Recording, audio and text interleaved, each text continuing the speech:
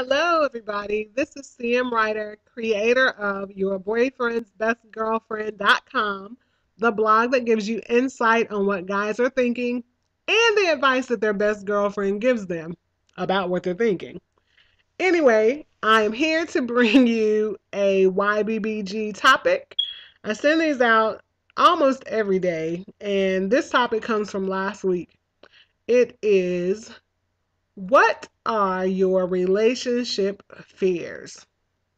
First, let's talk about the whole thing dealing with fear.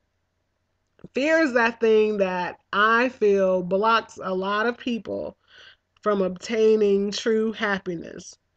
It puts limits on what you're capable and able to do because it is always at the forefront of your thoughts and your actions. Fear limits everything that could be positive in your life because fear and happiness cannot dwell in the same place. So let's just get that out of the way. Fear is definitely a bad thing. Anyway, my readers had several responses as to what their relationship fears consisted of. And the answers were pretty typical of what most people fear about relationships, monogamous relationships. Number one is the fear of being cheated on. Number two, lack of trust and dishonesty.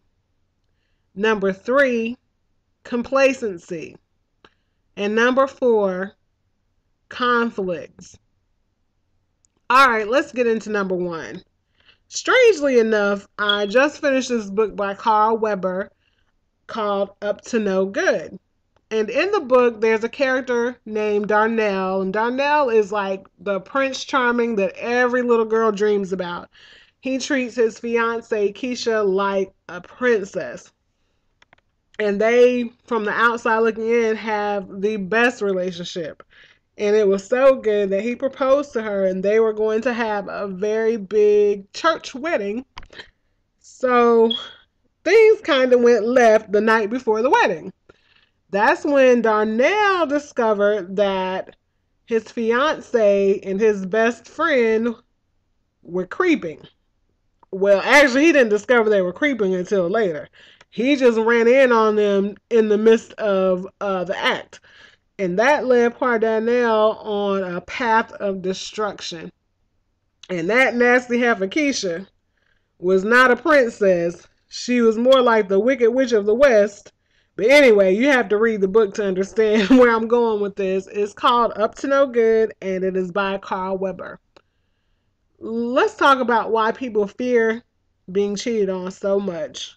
Do y'all remember that song by Escape called, I think it's You're My Little Secret?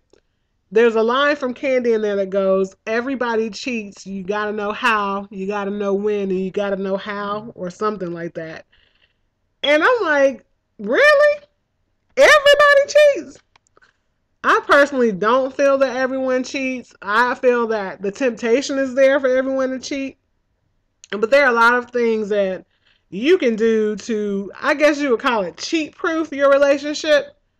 But I won't go into all of that. I do think cheating is a personal thing, something that, you have to watch who you're dealing with in order to know whether or not they're the typical cheater. And you have to deal with the health of your relationship to, cut down on some of the temptation.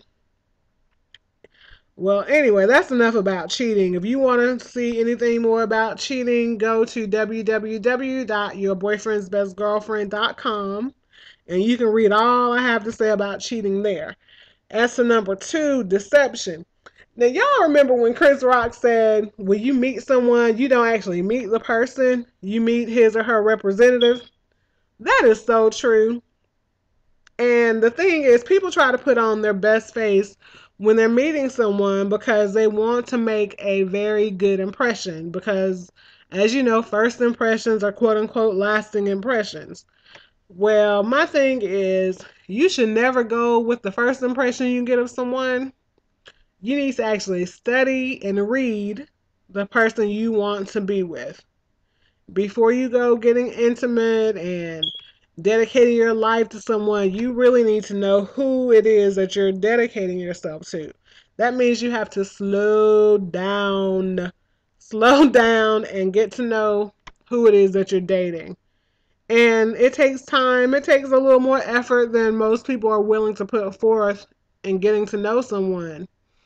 But if you want to have a relationship steeped in honesty, you have to first be honest yourself, require honesty from the person, and take time to discern whether or not you're receiving the truth or you're receiving lies.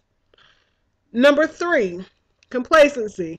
Ooh, this is that thing that men cannot stand. I'm telling you. Now, most women, we can't stand it either. Because a guy can go from Prince Charming and Mr. Romance to, Al Bundy sitting on the couch with a remote control in his hand, doing nothing. But men hate this the most because they do not like change for some reason. Most men don't, anyway. They hate change. And that change is when you go from doing those cute things you used to do, getting dressed up, your hair done, your nails done, all that jazz, and you're cooking dinner and you doing all these things to get him, and then once you have him, all of that stops.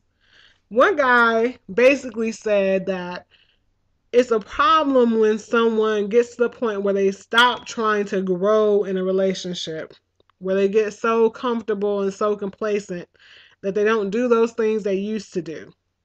And that's true. I feel like, you should continue the upkeep and maintenance of your relationship. That doesn't mean you have to go all extra hard. If you can't keep doing it, don't do it in the beginning. Don't just let people know who you are. Let them accept you as you are. If you can't, cut flips and do Chinese splits or whatever it is that I hear that guy on the radio say all the time, don't do it in the beginning because it will be expected of you. And once it starts falling off, you'll open the door for temptation to come in.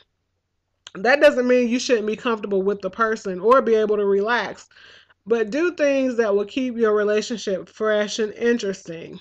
If you want some tips on that, you can buy my book, which is called 100 Common Sense Dating Tips.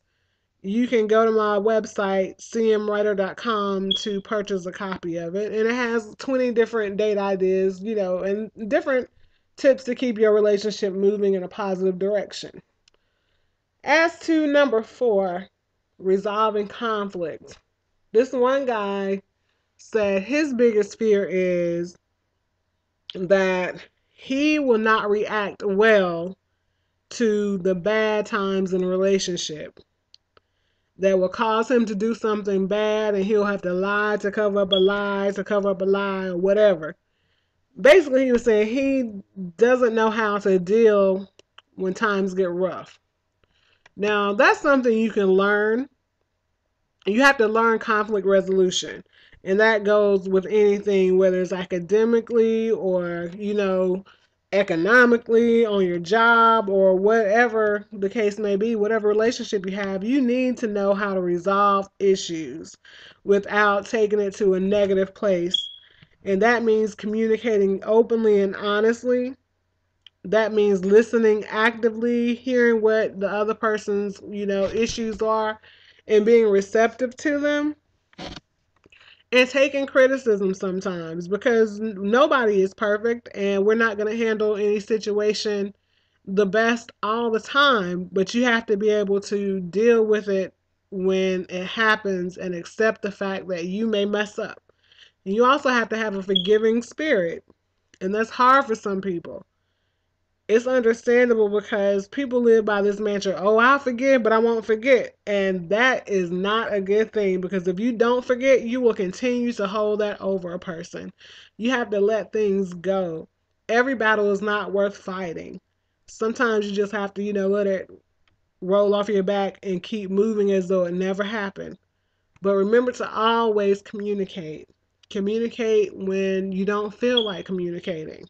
Take a break, breathe, relax, let it out, release, and then go back and talk things out. That's the only way you can resolve conflict. Don't raise your voice. Don't get violent.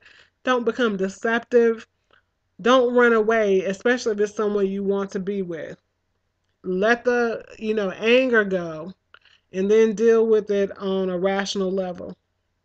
Anyway, that is all for today's YBBG topic. If you have any responses, hit me up in my inbox, leave a comment on here, visit my blog, or check out my website for the book. And I will talk to you guys later. Bye bye.